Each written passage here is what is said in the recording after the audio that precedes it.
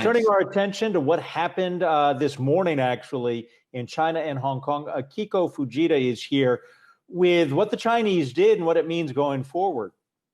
Yeah, Adam, we're talking about the national security law. This was a vote by the National People's Congress, a unanimous one at that, just 2 weeks after they began discussions on this law. And Beijing has framed this as a way to maintain stability within Hong Kong after all the protests that we've seen over the last year. But there's no question it would have sweeping implications for the territory.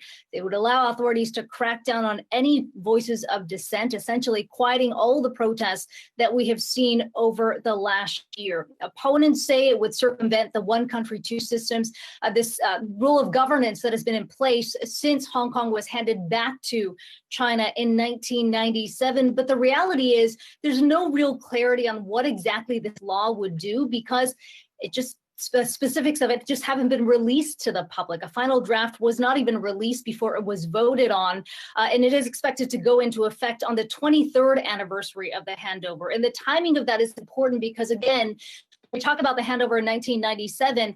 There was a promise by Beijing to maintain that one country, two systems for 50 years, and we're talking just 23 years in now, essentially Hong Kong coming under the sweeping national security law, the rule of Beijing. The move has already prompted the Trump administration to roll back specifics of Hong Kong's preferential trade status. For one, we've heard from the Commerce Department saying it will suspend export licenses granted to Hong Kong. And Wilbur Ross released a statement in addition to a tweet yesterday saying further actions to eliminate differential treatment are also being evaluated. The Commerce Department saying we urge Beijing to immediately reverse course and fulfill the promises it has made to the people of Hong Kong.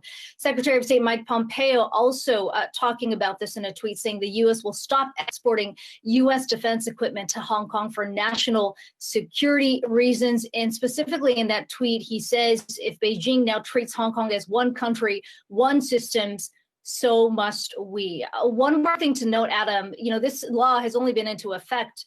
The vote only took place overnight, as you point out, but it's already had a chilling effect. Joshua Wong, as you know, who's become the face of the pro-democracy movement in Hong Kong, put out a tweet saying that he will now be disbanding his political party because there's just concerns about how this dissent would now be treated within Hong Kong. He essentially said in that tweet, this marks the end of Hong Kong the world knew.